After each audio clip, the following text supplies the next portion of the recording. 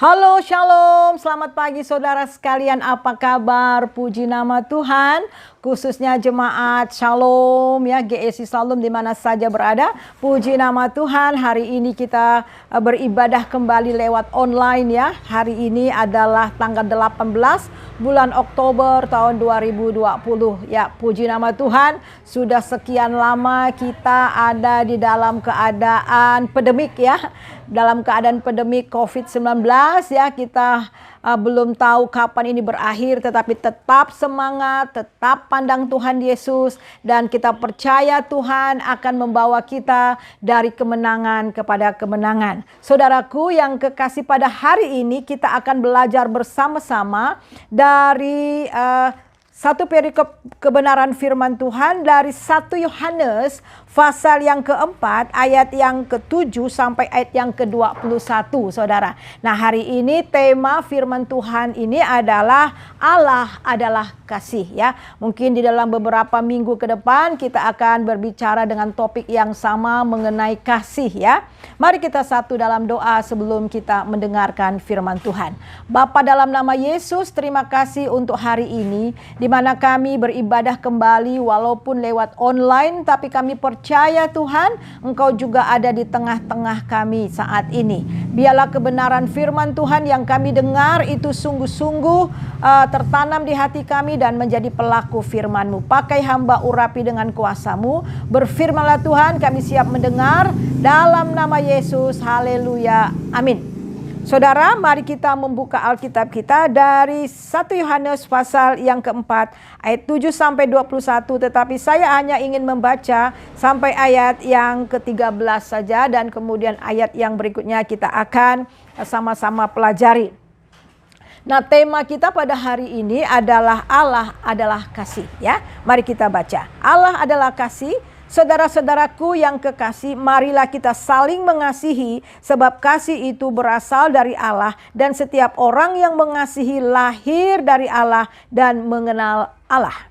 Barang siapa tidak mengasihi, ia tidak mengenal Allah, sebab Allah adalah kasih. Dalam hal inilah kasih Allah dinyatakan di tengah-tengah kita, yaitu bahwa Allah telah mengutus anaknya yang tunggal ke dalam dunia supaya kita hidup olehnya. Ayat 10, inilah kasih itu bahwa kita yang telah, bukan kita yang telah mengasihi Allah, tetapi Allah yang telah mengasihi kita dan yang telah mengutus anaknya sebagai pendamaian bagi dosa-dosa kita.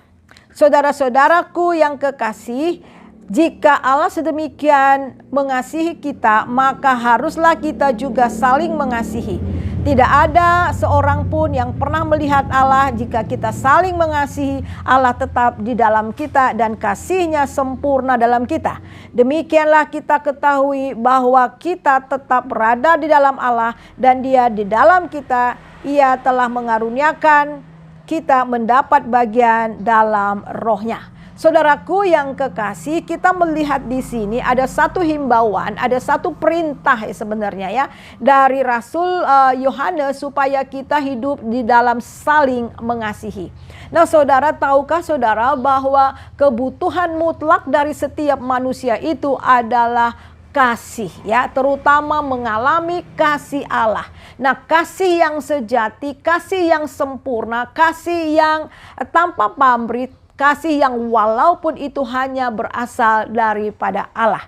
Nah, saudaraku yang kekasih, ketika manusia jatuh dalam dosa saudara, jadi yang pertama kali hilang itu adalah damai dan kasih di dalam diri mereka. Nah, kasih itu betul-betul berasal dari Allah. Nah, mari kita melihat di dalam ayat yang ke-7 ya dari pasal 4 dari 1 Yohanes. Saudara-saudara yang kekasih, mari kita saling mengasihi.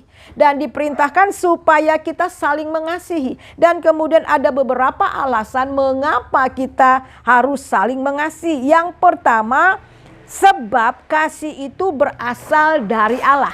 Jadi mengapa kita mengasihi? Karena kasih itu berasal daripada Allah. Jadi kasih yang sempurna, kasih yang sejati itu berasal dari Allah ya, berasal dari sorga. Jadi saudara, di luar daripada Tuhan tidak ada kasih. Wah, memang ada kasih, tetapi kasih yang tidak sejati, kasih yang tidak sempurna seperti kasih Allah. Nah, memang di dalam bahasa Yunani itu ada 4 kasih. Yang pertama itu agape, yaitu kasih Allah, ya, kasih Allah kepada manusia. Kasih Allah itu kasih yang walaupun kita bejat, walaupun kita berdosa, walaupun kita ini tidak layak untuk dikasihi, tetapi Allah tetap mengasihi kita, ya, dengan kasih yang sejati, dengan cara Dia datang ke dunia dan Dia mati dan bangkit bagi kita. Jadi kita melihat di sini memang kasih yang benar-benar sempurna itu adalah kasih yang berasal dari Allah. Dan kemudian kita melihat lagi ada kasih philia. Nah, philia itu adalah kasih persaudaraan, ya, kasih persaudaraan, kasih pertemanan, ya. Jadi kita bisa saling mengasihi seperti persaudaraan dan juga kasih pertemanan. Dan kemudian kasih yang berikutnya kasih storge, itu adalah kasih di mana hubungan darah antara adik dan kakak, ya. Jadi masih ada hubungan keluarga, ada hubungan darah. Dan kemudian kasih eros. Nah, kasih eros itu adalah kasih insan, ya, maksudnya kedua insan, yaitu laki-laki dan perempuan, yaitu percintaan. Jadi saudara, kita melihat di sini, jadi kasih itu benar-benar berasal dari Allah. Kita lihat di sini mengapa kita mengasihi, karena kasih itu berasal dari Allah. Dan kemudian sumber kasih itu berarti dari Allah itu sendiri. Kemudian kita melihat lagi yang berikutnya, mengapa kita mengasihi. Di sini dikatakan karena kita lahir dari Allah. Apa dimaksudkan kita lahir dari Allah? Jadi ketika saudara dan saya menerima Yesus sebagai Tuhan dan Juru Selamat, Alkitab mengatakan kita dilahirkan kembali. Dan kita dilahirkan dan menjadi anggota-anggota keluarga Allah. Jadi kita ini adalah satu family, kita ini adalah satu keluarga Allah. Oleh sebab itu sebagai keluarga Allah, anggota-anggota keluarga Allah, kita ini adalah anggota kerajaan sorga. Sebab itu karakter yang betul-betul nampak, yang nonjol itu adalah kasih, ya. Jadi pertama itu adalah kasih, sehingga ada kasih. Jadi kenapa kita mengasihi? Karena kita lahir daripada Allah. Dan kemudian kita lihat karena kita mengenal Allah. Yang ketiga, karena kita mengenal Allah. Saudara, kata yang dipakai mengenal Allah ini adalah ginosko, yang artinya itu adalah kasih karena kita mengalami. Mengapa kita mengenal Allah? Karena kita mengalami Allah. Itu sama dengan hubungan suami istri yang intim, ya. Itu artinya kita mengalami keintiman dengan Tuhan, kita mengalami kasih Tuhan, dan kita betul-betul merasakan hubungan yang dekat dengan Tuhan. Jadi orang yang saling mengasihi itu adalah karena kita mengenal Allah, karena kita sudah mengalami kasih Allah, dan karena kita mempunyai hubungan yang dekat dengan Allah, sehingga kasih itu yang kita terima dari Allah, ya, di dalam Tuhan Yesus, itu yang kita alirkan kepada orang lain. Nah, saudara, mari kita lihat di dalam Roma pasal yang kelima, ya. Roma pasal 5 ayat yang kelima. Dan pengharapan tidak mengecewakan, karena kasih Allah telah dicurahkan ke dalam hati kita oleh Roh Kudus yang telah dikaruniakan kepada kita. Jadi kita melihat di sini, ya, Tuhan mencurahkan Roh Kudusnya ke dalam hati kita. Dan oleh Roh Kudus itu kasih Allah dicurahkan ke dalam hati kita. Itu artinya bahwa setiap anak Tuhan, setiap orang-orang yang sudah percaya, kita punya potensi untuk mengasihi. Karena kasih Allah itu bukan hanya kita alami, tetapi sudah ada kasih di dalam hati kita. Dan kita hanya praktekkan, kita hanya taat untuk melakukan kasih itu kepada orang lain, kepada Allah, kepada orang lain, sehingga kasih Allah dalam diri kita itu menjadi sempurna. Nah, kemudian kita lihat lagi di dalam 1 Yohanes. Jadi mengapa kita harus saling mengasihi? Karena yang pertama itu kasih itu berasal daripada Allah, karena kita lahir daripada Allah, karena kita mengenal Allah, dan barang siapa tidak mengasihi, ia tidak mengenal Allah.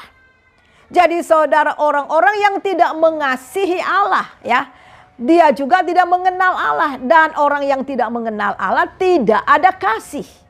Oleh sebab itu saudara, dunia ya, kejahatan dibalas dengan kejahatan ya, gigi ganti gigi, mata ganti mata ya, membalas. Tetapi di dalam Tuhan Yesus, orang-orang yang telah mengenal Tuhan Yesus, Yesus katakan mengasihi orang yang menganiaya kamu, memberkati, bahkan mengasihi musuh-musuh. Nah saudara, kelihatannya ini sangat sulit sekali untuk dilakukan. Iya, memang betul sangat sulit kalau dengan kasih kita sebagai manusia. Tetapi ingat tadi dikatakan bahwa kita sudah lahir dari Allah dan Roh Kudus sudah ada dalam diri kita, dan kasih Tuhan itu sudah diberikan ke dalam hati kita. Hanya kita taati dan lakukan apa yang Tuhan mau untuk kita tunjukkan kasih kepada saudara-saudara kita. Dan kemudian di sini dikatakan di dalam ayat yang ke-8 bagian akhir, sebab Allah adalah kasih. Jadi saudara, mengapa kita harus saling mengasihi? Karena Allah itu adalah kasih. Jati diri Allah itu adalah kasih ya. Di jati diri Allah itu adalah kasih. Nature daripada Allah itu adalah kasih. Oleh sebab itu orang-orang yang sudah di dalam Dia, orang-orang yang sudah menjadi anggota-anggota kerajaan sorga, anggota-anggota kerajaan Allah, harus hidup di dalam saling mengasihi. Karena Allah itu adalah kasih. Sekarang mari kita melihat bagaimana caranya Tuhan menyatakan kasih-Nya kepada kita. Kita lihat di dalam ayat yang ke-9, dalam hal inilah kasih Allah dinyatakan di tengah-tengah kita, yaitu bahwa Allah telah mengutus anaknya yang tunggal ke dalam dunia. Dan kemudian ayat yang ke-10, inilah kasih itu, bukan kita yang mengasihi Allah, tetapi Allah yang mengasihi kita, yang telah mengutus anaknya ke dalam dunia. Jadi saudara, bagaimana caranya Tuhan menyatakan kasih-Nya? Pertama kali Dia menyatakan kasih-Nya dengan memberikan yang terbaik. Dia memberikan yang terbaik, itulah anaknya sendiri, Yesus Kristus ya, yang diutus datang ke dunia untuk kita saudara. Nah di dalam kita lihat di dalam Yohanes pasal yang ketiga, itu ayat yang sering kali kita dengar dan bahkan menjadi ayat hafalan banyak orang. Yohanes 3 ayat 16. Kita lihat ayat yang ke-16, di situ dikatakan, karena begitu besar kasih Allah akan dunia ini, sehingga Ia telah mengaruniakan anaknya yang tunggal, supaya setiap orang yang percaya kepadanya tidak binasa, melainkan beroleh hidup yang kekal. Jadi saudara, Tuhan Allah Bapa itu menyatakan kasih-Nya kepada dunia dengan memberikan yang terbaik untuk kita, yaitu Yesus Kristus anaknya. Dan kemudian kita lihat di sini, bukan kita yang terlebih dahulu mengasihi Allah, tetapi Allah yang terlebih dahulu mengasihi kita. Ayat 19 juga diulang, kita mengasihi Allah lebih dahulu mengasihi kita. Kita mengasihi karena Allah terlebih dahulu mengasihi kita. Artinya mengapa kita harus mengasihi? Karena Allah terlebih dahulu mengasihi kita. Karena kita sudah mengalami kasih Allah. Dan bagaimana caranya Allah menyatakan kasih-Nya? Dia memberikan yang terbaik untuk kita. Saudaraku yang kekasih, kalau kita mengasihi Allah, maka kita juga mau memberikan yang terbaik untuk Tuhan. Kita juga bukan hanya memberikan yang terbaik, kita juga mau memberikan hati kita juga yang terbaik untuk sesama kita. Nah kemudian yang kedua saudara, bagaimana Dia menyatakan kasih-Nya? Yaitu dengan rela berkorban untuk kita. Dia bukan hanya memberikan anaknya, tetapi anaknya rela berkorban untuk kita. Nah itu dapat kita lihat di dalam ayat yang ke-10 bagian B ya. Di situ dikatakan bahwa tetapi Allah telah mengasihi kita dan yang telah mengutus anaknya sebagai pendamaian bagi dosa-dosa kita. Jadi saudara, kalau berbicara mengenai pendamaian itu berbicara mengenai pengorbanan. Ada pengorbanan darah yang tertumpah. Kita kembali kepada perjanjian lama, bagaimana setiap kali mereka mengadakan hari pendamaian, hari Gafirat, di mana seorang imam besar harus memotong seekor lembu, seekor domba juga, dan darahnya dipercikan di atas tabut perjanjian. Jadi ketika darah itu dipercikan di atas tabut perjanjian, Tuhan melihat darah itu dan Tuhan tidak lagi melihat dosa-dosa daripada bangsa Israel, tapi sudah melihat darah. Jadi dengan kata lain bahwa darah Yesus telah tertumpah dan darah Yesus telah menutupi, bukannya menutupi, menghapus dosa-dosa kita. Sehingga apa? Kita diperdamaikan dengan Tuhan. Nah saudara, untuk sebuah pendamaian itu ada darah yang tertumpah. Itu menunjukkan betapa mahalnya harga pendamaian itu dengan harga darah Yesus sendiri. Yaitu dengan harga hidup Tuhan sendiri dipertaruhkan. Supaya kita yang berdosa ini bisa diampuni, supaya kita bisa berdamai dengan Allah. Kita melihat di dalam Roma pasal yang kelima. Kita lihat Roma pasal yang kelima, kita baca ayat yang ke-8. Roma pasal 5 ayat ke-8, akan tetapi Allah menunjukkan kasih-Nya kepada kita oleh karena Kristus telah mati untuk kita ketika kita masih berdosa. Jadi saudara ini, ketika kita masih berdosa, Tuhan menunjukkan kasih-Nya kepada kita. Ya saudara, ketika kita masih berdosa, ada banyak orang-orang, anak muda pernah datang kepada saya. Ya ada beberapa lah ya, ada beberapa anak-anak muda datang kepada saya dan bilang begini, Bu, saya ini masih banyak dosanya. Nanti deh saya ikut Tuhan kalau dosa saya sudah nggak banyak ya. Saya berusaha untuk baik dulu, nanti baru datang sama Tuhan. Oh saudara, itu nggak bisa, kebalik saudara. Kita ini manusia yang berdosa, kita nggak bisa mampu memperbaiki dosa kita. Dosa itu bukan untuk diperbaiki, tapi dosa itu untuk dihapus. Ya, untuk dimusnahkan, dan itu hanya dapat dilakukan lewat kematian dan darah Yesus. Nah, saudara, di sini dikatakan Tuhan di sini mati ketika kita masih berdosa. Tuhan mau mati bagi kita. Dan kita lihat juga di dalam ayat yang ke-9 dari Roma 5. Lebih-lebih karena kita sekarang telah dibenarkan oleh darahnya, kita pasti diselamatkan oleh murka Allah. Dan karena kita dibenarkan lewat pendamaian yang Tuhan berikan kepada kita, maka kita dibenarkan oleh Allah. Nah saudara, apa yang dimaksudkan dibenarkan oleh Allah? Dibenarkan oleh Allah yang pertama kali dosa-dosa kita diampuni.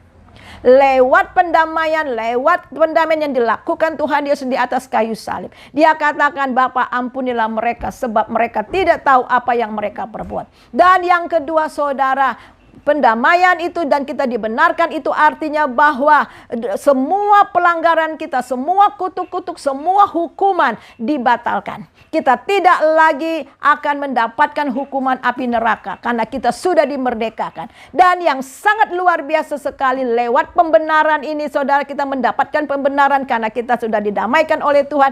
Kita kemudian hubungannya dipulihkan dengan Tuhan. Wow, luar biasa.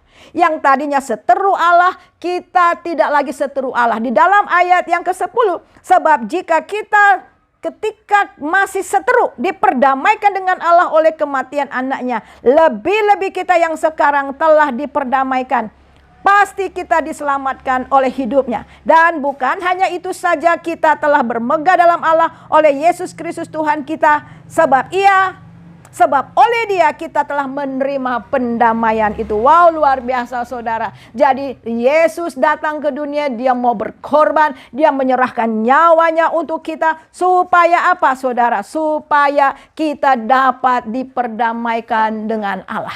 Dan kita mempunyai hubungan kembali dekat dengan Allah. Sehingga di dalam pasal yang kelima tadi dikatakan, sebab itu kita yang dibenarkan karena iman, kita hidup dalam damai sejahtera dengan Allah. Wow, luar biasa. Jadi Allah itu ya bukan sesuatu yang jauh di sana yang tidak terjangkau, tetapi Allah yang menjangkau kita. Allah yang telah menyelamatkan kita, dan Allah juga yang memperdamaikan kita dengan dirinya lewat anaknya Yesus Kristus. Sehingga kita bisa memanggil Dia ya Aba, ya Bapa. Itu semua dilakukan karena kasih. Jawaban dari semuanya karena kasih. Ada banyak orang tidak mengerti. Ada orang berkata, bagaimana mungkin Allah yang maha kudus, Allah yang maha besar, Allah yang luar biasa mau datang jadi manusia? Kok mau menghinakan dirinya? Kok mau merendahkan dirinya? Kok mau mengosongkan dirinya untuk manusia? Kenapa nggak diampuni aja begitu? Satu jawabannya, kenapa Dia mau melakukan semua itu? Karena dia mengasihi saudara dan saya. Karena tanpa dia melakukan semuanya itu, tidak ada jalan keluar untuk membereskan dosa-dosa saudara dan saya. Kecuali dia datang dan dia mati di atas kayu salib. Dia bayar harga untuk dosa-dosa kita kepada Allah, supaya kita dapat berdamai kembali dengan Allah. Inilah kasih Allah yang terbesar dalam hidup kita. Sebab itu saudara, di dalam ayat yang ke-11 dari 1 Yohanes pasal yang ke-4-11, saudara-saudaraku yang kekasih, jikalau Allah sedemikian mengasihi kita. Sekali lagi, jikalau Allah sedemikian mengasihi kita, maka haruslah kita saling mengasihi. Kalau Allah telah begitu mengasihi kita dengan sangat luar biasa, sebab itu mari kita saling mengasihi. Jadi dasar kita saling mengasihi karena kita terlebih dahulu dikasihi oleh Allah. Karena kasih Allah sudah kita alami dan karena kasih Allah sudah ada dalam hati kita. Dan kemudian kita melihat tidak ada seorang pun yang pernah melihat Allah. Jika kita saling mengasihi, Allah tetap dalam kita dan kasih-Nya sempurna dalam kita. Ayat yang ke-14, dan kami telah melihat dan bersaksi bahwa Bapa telah mengutus anaknya dan menjadi juru selamat dunia. Nah saudara, kita memang tidak dapat melihat Allah karena Allah itu adalah roh. Tetapi di dalam Tuhan Yesus kita dapat melihat Allah. Karena seluruh kepenuhan Allah ada dalam Tuhan Yesus. Kita dapat melihat kasih Allah dalam Tuhan Yesus. Allah itu adalah kasih dan bagaimana dia mengasihi. Kita lihat bagaimana Tuhan Yesus rela datang ke dunia menyerahkan nyawanya. Allah itu kasih dan kita melihat bagaimana kasih Yesus dinyatakan kepada dunia. Sehingga dia menjadi juru selamat dunia. Dan di sini apa hasilnya saudara? Ketika kita saling mengasihi ada hasil yang dapat kita terima. Yang pertama itu adalah Allah tetap di dalam kita. Allah tetap di dalam kita. Kalau kita saling mengasihi, maka Tuhan tetap tinggal dalam kita. Lewat Roh Kudus-Nya di sini dikatakan di dalam ayat 14, demikian kita ketahui bahwa kita berada dalam Dia dan Dia dalam kita. Ia telah mengaruniakan kepada kita mendapat bagian dalam Roh-Nya. Jadi dia tetap tinggal dalam kita lewat Roh Kudus-Nya. Dan Roh Kudus itulah yang saudara yang bekerja di dalam kita. Roh Kudus inilah yang menghasilkan kasih di dalam dan melalui kita. Kita kembali ke atas, di situ dikatakan juga ya. Dan kasih-Nya menjadi sempurna di dalam kita. Jadi saudara, kalau kita praktekkan kasih ya, mungkin awal-awalnya susah saudara, tetapi ketika kita taat melakukan, maka akhirnya kasih itu akan menjadi the way of life dari anak-anak Tuhan. Karena saudara, Allah itu adalah kasih, maka anak-anak Tuhan juga hidupnya the way of life daripada anak-anak Tuhan itu adalah kasih. Sehingga semua tindakan-tindakan yang dilakukan itu berdasarkan kasih. Saudara, apa kata firman Tuhan dalam Korintus? Katakan, walaupun kita menyerahkan diri kita untuk dibakar, kita bisa melakukan apa saja. Tetapi kalau tidak ada kasih, semuanya itu sia-sia. Semuanya itu bagaikan tong kosong nyaringnya. Jadi saudara, satu hal yang perlu kita ketahui, di dalam Tuhan Yesus tidak ada pencitraan. Nah itu ya, saya ambil kata pencitraan. Ada banyak terakhir beberapa tahun yang lalu ya, ketika ada kampanye terjadi ya, mulai orang-orang tiba-tiba menjadi sangat baik sekali ya. Orang-orang jadi sangat baik sekali, yang tadinya nggak peduli sama masyarakat, tiba-tiba jadi pemberi ya, jadi suka peduli ya. Tetapi karena apa? Karena ada maunya saudaraku ya. Jadi saudara, di dalam Tuhan Yesus tidak seperti itu ya. Kita memberi bukan karena ada maunya, kita mengasihi bukan karena ada maunya, tetapi karena kita memang mengasihi.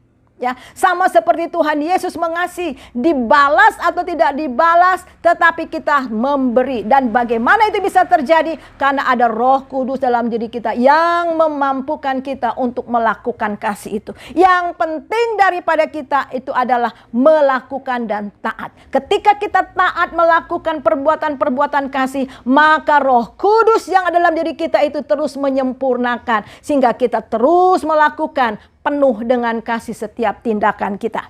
Dan kemudian kita melihat lagi yang berikutnya. Saudara, yang pertama itu kalau kita mengasihi, maka Tuhan tetap tinggal dalam kita lewat Roh Kudus-Nya dan kasih-Nya terus disempurnakan dalam hidup kita. Dan kemudian di dalam ayat kita lihat di dalam ayat yang ke-17. Dalam hal inilah kasih Allah sempurna di dalam kita. Yaitu kalau kita mempunyai keberanian percaya pada hari penghakiman. Karena sama seperti Dia, kita juga ada di dalam dunia ini. Dan kita mempunyai keberanian akan penghakiman. Karena saudara, pada waktu penghakiman nanti saudara, ketika Tuhan akan menghakimi semua pekerjaan-pekerjaan kita, ini akan teruji saudara. Apakah pekerjaan kita itu dari jerami, dari emas, apa dari kayu, semuanya akan dibakar, semuanya akan teruji. Nah, tetapi kalau semua kita lakukan berdasarkan kasih ya, kita lakukan berdasarkan kasih daripada Tuhan Yesus, sehingga pada hari penghakiman kita tidak akan takut, kita tidak akan berani. Kita akan berani ya, maksudnya kita tidak takut tetapi kita berani. Sama seperti seorang hamba, ya ada hamba yang diberikan talenta, ada yang 5, ada yang 2. Ketika diminta pertanggungjawaban ya, mereka akan berani mempertanggungjawabkan itu. Jadi saudara, karena apa yang kita lakukan, apa yang kita kerjakan, kita tolong orang, kita bantu orang, kita lakukan segala sesuatu karena kasih Kristus. Ya, sehingga ketika ada penghakiman nanti, semua perbuatan kita akan kita pertanggungjawabkan di hadapan Tuhan. Kita akan berani karena semuanya dilakukan di dalam kasih kepada Tuhan. Dan kemudian kita lihat lagi di dalam ayat yang ke-18.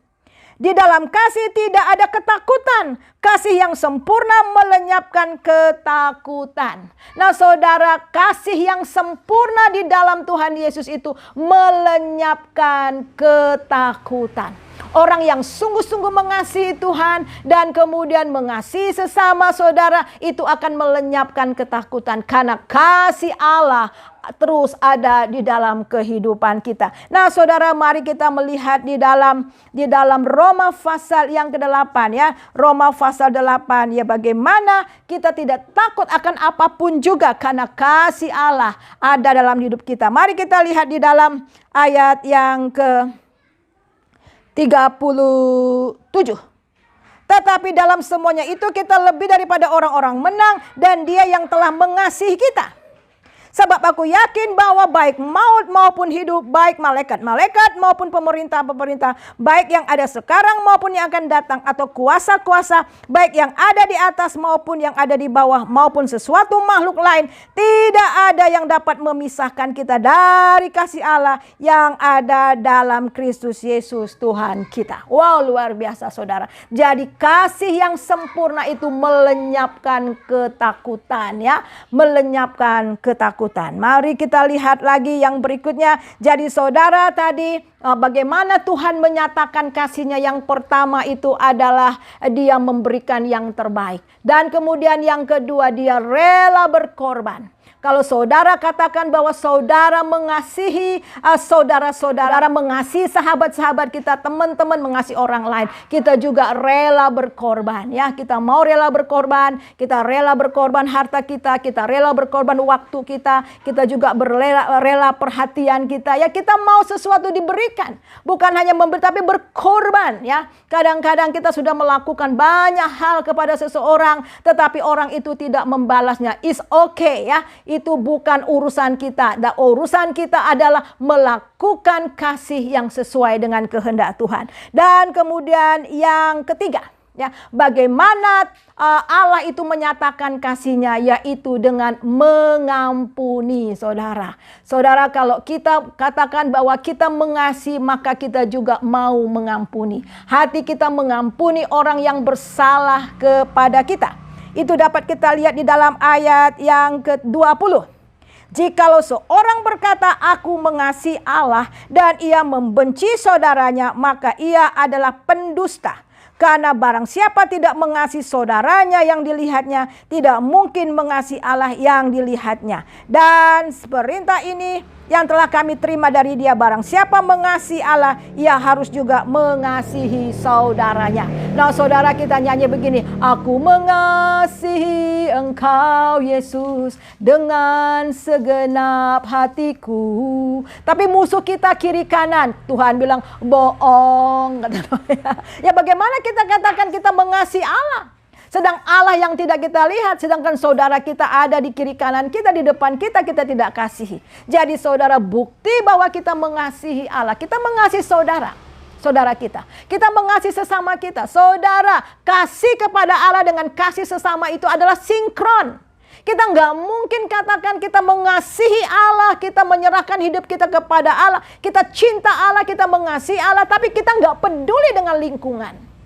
Kita tidak peduli dengan orang lain. Kita tidak peduli dengan kesukaran orang lain. Kita tidak peduli dengan masalah orang lain. Itu omong kosong. Jadi itu omong kosong, saudara. Jadi bukti bahwa kita mengasihi dan saling mengasihi. Kita juga mengasihi orang lain. Nah, saudara, kita juga, saudara, dikatakan kita tidak membenci orang. Tidak ada kebencian. Ketika kasih Allah memenuhi hati kita, maka tidak ada ruang untuk kebencian di dalam hati kita.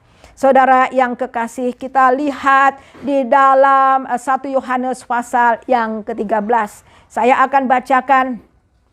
Sebab inilah berita yang telah kami dengar dari mulanya, yaitu bahwa kita harus saling mengasihi. Bukan seperti Kain yang berasal dari si jahat yang membunuh adiknya. Dan apakah sebabnya ia membunuhnya? Sebab segala perbuatannya jahat dan perbuatan adiknya baik. Janganlah kamu heran saudara-saudara apabila dunia membenci kamu. Nah, saudara, firman Tuhan memberikan ilustrasi bagaimana Kain dengan Habel, ya. Dia membenci saudaranya. Dan kemudian kita lihat di sini ayat yang ke-14. Kita tahu bahwa kita sudah berpindah dari dalam maut ke dalam hidup, yaitu karena ia mengasihi saudara kita. Karena kita mengasihi saudara kita, barang siapa tidak mengasihi ia tetap di dalam maut. Jadi tadi juga dikatakan barang siapa yang mengasihi ia berada di dalam Allah. Allah tetap berada dalam dia. Tapi barang siapa yang tidak mengasihi dan tetap tinggal dalam kebencian, maka dia tetap tinggal di dalam maut. Setiap orang yang membenci saudaranya adalah seorang pembunuh manusia. Dan kamu tahu bahwa tidak ada seorang pembunuh yang tetap memiliki hidup yang kekal dalam dirinya. Nah, saudara, seorang yang membenci saudaranya sama dengan membunuh. Saudara, kalau kita membiarkan roh jahat menguasai kita dengan kebencian, saudara, itu sama dengan membunuh. Saudara bisa membunuh karakter orang, membunuh nama baik orang, ya, dengan diam, walaupun mungkin kita tidak tusuk dia dengan pedang atau apa, tetapi sudah membunuh dia di dalam hatinya. Dan apa yang kita lihat dari orang itu, semua kejelekannya. Kalau kebencian sudah menguasai seorang, kita nggak bisa lagi melihat yang baik dalam diri orang itu. Oleh sebab itulah firman Tuhan, orang yang membenci saudaranya sama dengan orang yang membunuh. Dan akhirnya memang juga ketika dia merasa membunuh dalam hatinya dan bisa-bisa juga membunuh secara nyata atau fisiknya. Jadi bagaimanakah kasih Allah bisa nyata dalam hidup kita? Kalau kita menutup mata, ya, untuk orang-orang, kepada orang-orang yang kekurangan. Dan saudara, kita melihat di dalam ayat, kita lihat di dalam ayat yang ke-18 di sini dikatakan, anak-anakku, marilah kita mengasihi bukan dengan perkataan atau dengan lidah, tetapi dengan perbuatan dalam kebenaran. Jadi sekarang saudara, mari kita mengasihi bukan dengan mulut, bukan dengan lip service, tetapi dengan tindakan, ya. Apa yang dapat kita perbuat, kita lakukan untuk orang-orang yang kekurangan, untuk orang lain, ya. Bukan hanya harta yang kita kasih atau sesuatu yang kita kasih, tetapi juga perhatian kita kasih, telinga kita juga mau mendengar keluhan-keluhan orang lain. Nah, saudara, sebelum tutup, saudara, saya ingin memberikan satu ilustrasi. Ada seorang ibu ini adalah pendoa yang sangat luar biasa. Satu ketika dia berdoa malam dan Tuhan bilang, oh anakku, besok aku akan datang ke rumah kamu jam 4 sore ya. Wah, ibu ini senang sekali. Sebelum jam 4 sore dia sudah persiapkan semuanya, ya. Dia persiapkan untuk tamu yang istimewa. Pas jam 4 sore ada yang ketok pintu. Ternyata ketika dia buka itu adalah seorang pengemis ya, rambutnya acak-acakan, kemudian dia kelihatan letih sekali dan kemudian kelihatan haus dan lapar. Kemudian dia katakan, "Ibu, bisakah saya minta makan sepiring nasi dan juga minum?" Kemudian ibu ini berpikir, "Aduh, saya harus persiapkan ini." Kemudian dia bilang, "Aduh, maaf Bapak ya, saya ini lagi sibuk sekali. Bapak pergi aja ke orang sebelah, saudara." Kemudian Bapak itu pergi. Kemudian tidak lama lagi ada seorang lagi ketok pintu, ketok pintu, dan ternyata adalah seorang anak ya, seorang anak yang tidak ada baju ya, dia hampir telanjang. Kemudian, "Ibu, bisakah saya minta pakaian ya? Saya bisa minta pakaian. Saya sudah tidak ada pakaian. Bolehkah Ibu saya minta pakaian, satu pakaian?" Kemudian ibu itu pikir, "Aduh, nanti gimana nih? Tamunya akan datang, saya harus cari-cari lagi di lemari dan sebagainya." Kemudian dia bilang, "Aduh adik, maaf ya, pergi aja ke sebelah sana dan mungkin di sana kamu akan dapat baju." Kemudian datang lagi seorang ya, ada seorang ibu ketok-ketok pintu. Rupanya dia baru diserempet motor dan berdarah-berdarah, dan kemudian pas di depan rumah ibu itu, dan kemudian, "Ibu, tolong Bu, bawa saya ke dokter ya. Saya berdarah dan saya butuh pertolongan." Dan akhirnya dia bilang, "Aduh, minta maaf, pergi aja di sana ya." Dan akhirnya saudara, tiga-tiganya dia tidak bantu karena dia pikir dia sibuk, dia sedang menanti tamu yang istimewa. Dan apa yang jadi akhirnya sudah lewat jam 4, sudah lewat jam 5, dan akhirnya malam dia pergi berdoa. Kemudian dia berdoa, dia bilang sama Tuhan, "Tuhan, kok Tuhan nggak datang-datang? Padahal saya sudah tunggu, katanya Tuhan datang jam 4 sore." Kemudian Tuhan bilang sama dia, "Aku datang, 3 kali aku datang, tapi kamu tidak menyambut aku." Jadi saudara, firman Tuhan jelas mengatakan ya, di akhir zaman nanti Tuhan katakan, "Aku tidak kenal engkau ya. Waktu aku lapar kamu tidak kasih makan, waktu aku haus kamu tidak kasih minum, waktu aku telanjang kamu tidak kasih pakaian." Saudara, jelas bahwa orang yang mengenal Allah pasti hidupnya ada kasih. Tetapi barang siapa yang tidak mengasihi, maka tidak akan ada Allah di dalam dirinya. Mari kita satu dalam doa. Terima kasih Tuhan untuk kebenaran firman-Mu. Kami mengucap syukur karena kasih-Mu yang luar biasa. Engkau datang ke dunia dan Engkau mati bagi kami. Engkau telah menyelamatkan kami. Biarlah kami yang sudah mengalami kasih Allah itu Tuhan, kami juga mau mengasihi orang-orang yang ada di sekitar kami. Dan mereka boleh merasakan kasih Tuhan lewat hidup kami. Terima kasih Bapa, di dalam nama Yesus kami berdoa. Haleluya. Amin. Saudara, mari kita angkat hati kita dan kita mau terima berkat daripada Tuhan. Damai sejahtera sukacita yang melimpah-limpah dari Bapa dalam Tuhan Yesus serta persekutuan dalam Roh Kudus senantiasa menyertai saudara mulai hari ini sampai Maranatha. Diberkatilah engkau, diberkatilah rumahmu, diberkatilah orang yang keluar masuk rumahmu, diberkatilah anak cucumu, diberkatilah setiap usaha pekerjaanmu sehingga engkau diberkati dan menjadi berkat mulai hari ini dan seterusnya. Haleluya. Amin. Shalom, Tuhan Yesus memberkati, tetap semangat dan jaga kesehatan. Haleluya.